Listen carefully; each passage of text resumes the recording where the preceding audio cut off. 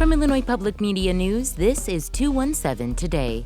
I'm Kimberly Schofield. It's Thursday, May 30th. Coming up, we'll learn more about a professor who is making music with the sounds of cicadas. That story in just a few minutes, but first, these headlines. Illinois lawmakers have ended their legislative session, though one proposed reform remains in limbo. Legislators didn't pass a measure aimed at reforming the state's Prisoner Review Board, which handles parole release decisions. The bill would have required the board to broadcast certain open hearings on the board's website. Governor J.B. Pritzker remains opposed and was unfazed by the handful of Democrats who voted against it. The fact that there are some who disagreed on aspects of the budget is just a function of what Will Rogers once said, which is, I don't belong to an organized party, I'm a Democrat. The legislative effort to pass the Prisoner Review Board reforms comes in the wake of the murder of 11-year-old Jaden Perkins, a Chicago boy who was killed by a recent parolee. The University of Illinois will host a new National Center of Research on Railroads. IPM's Emily Hayes has more. U of I professor Chris Barkin studied how to safely store hazardous materials as they travel by rail, which railroads have since adopted. Universities between Kansas and Delaware will continue this kind of research as partners in the National University Rail Center of Excellence. Barkin will lead the center, and he says teaching students will be just as important. Every engineering school has a highway engineering research program. Hardly any have a railway engineering research program, and yet more freight moves by rail than by highway. Federal and state officials helped cut the ribbon on the new collaboration on Wednesday. Half of the $15 million startup costs will come from President Biden's 2021 infrastructure package. Other states and partner universities will take care of the rest. I'm Emily Hayes. Illinois lawmakers failed to advance a measure that would have strictly regulated the state's hemp industry. Breweries, smoke shops, and gas stations would have to stop selling hemp-derived THC called Delta 8 or any product with THC content above 0.3%. Corinne Bradley represents the therapeutic hemp industry. She says they want regulation and the hemp and cannabis industries can work together. What could be a collaborative effort to protect consumers and support entrepreneurs has become a battle between big cannabis and their need to eliminate us as competition. Bradley says Delta 8 also presents an untapped revenue stream for the state. Lawmakers could consider the bill again later this year. Protesters from the Champaign-Urbana Muslim Action Committee, UC Jews for Ceasefire, and others picketed outside the offices of Illinois Congresswoman Nikki Budzinski yesterday. After meeting with them, Budzinski told reporters at a separate event that she is concerned about Israeli President Benjamin Netanyahu's leadership. I support the president's recent decision to halt the dumb bombs from being sent to Israel. I think that was the right decision given what Netanyahu has decided to do in Rafah.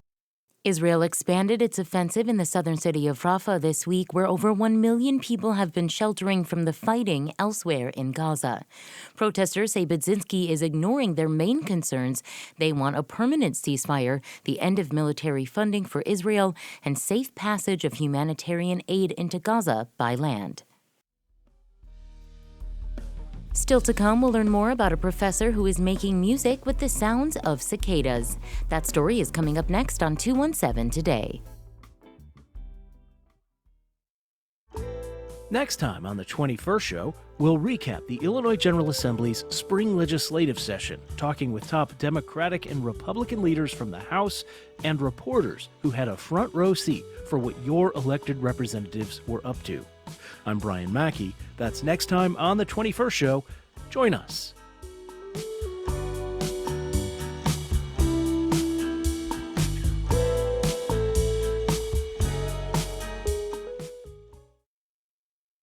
This is 217 Today. I'm Kimberly Schofield. David Rothenberg is a professor of philosophy and music at the New Jersey Institute of Technology, with a keen interest in how humans and nature can connect through music.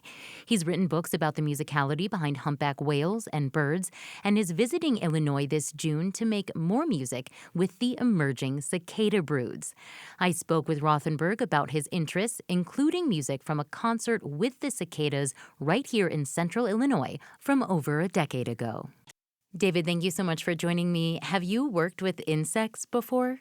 I did a book called Bug Music, which was timed to come out in 2013 when periodical cicadas came out where I live in New York State, north of New York City. But the first time I heard them was in Illinois and in Missouri in 2011 when I was working on that book.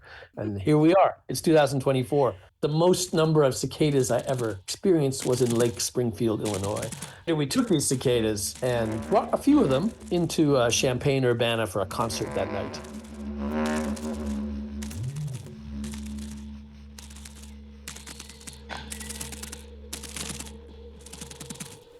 5 cicadas were put on a microphone. They performed, and the next day we brought them back to the exact same place to make sure they weren't too traumatized. Do you even have a process of how you approach your interactions with nature when you do these concerts? Yeah, I'm playing the things that I play. I play wind instruments, clarinets, and flutes.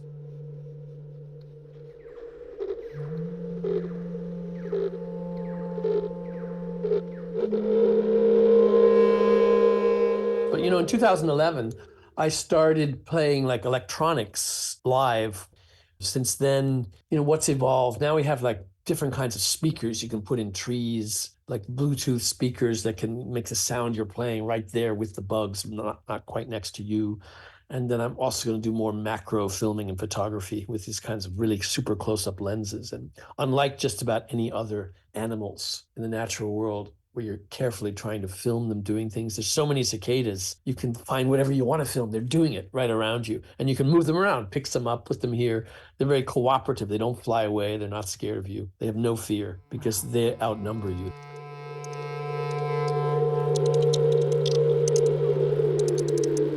So the kind of musicians and performers that work well with this are those, for me, comfortable with improvisation or adjusting their music to playing with these musicians that you can't really talk to. Yeah. It's very humbling.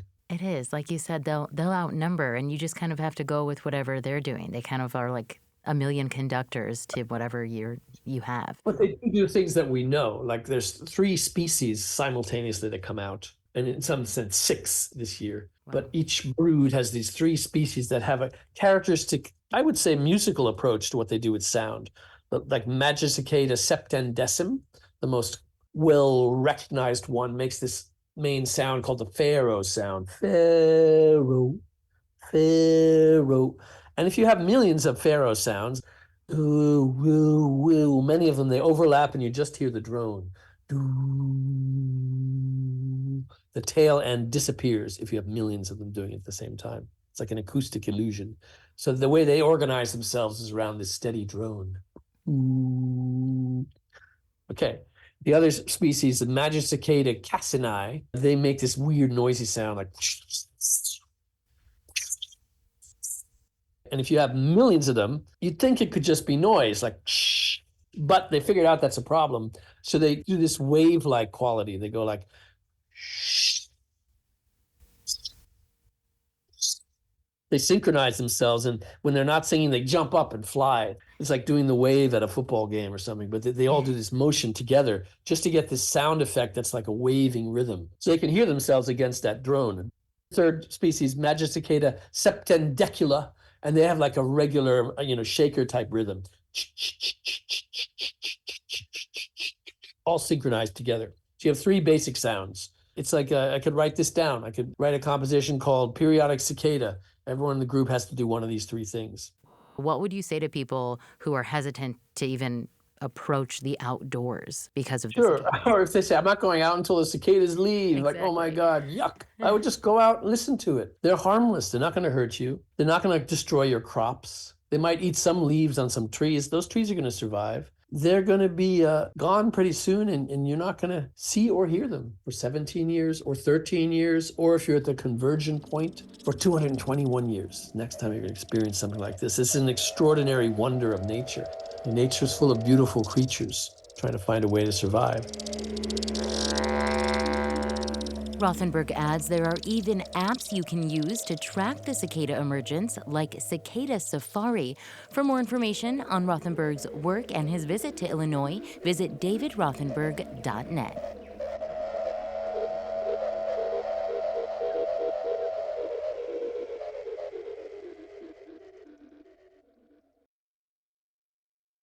And finally, in your forecast, meteorologist Andrew Pritchard says today will be sunny with a high of 76 degrees. That's it for today. 217 Today is produced by Stephanie Mosqueda. Reporting today contributed by Mawa Iqbal, Emily Hayes, Alex Degman, and Kimberly Schofield. Music by the Kilbourne Alley Blues Band.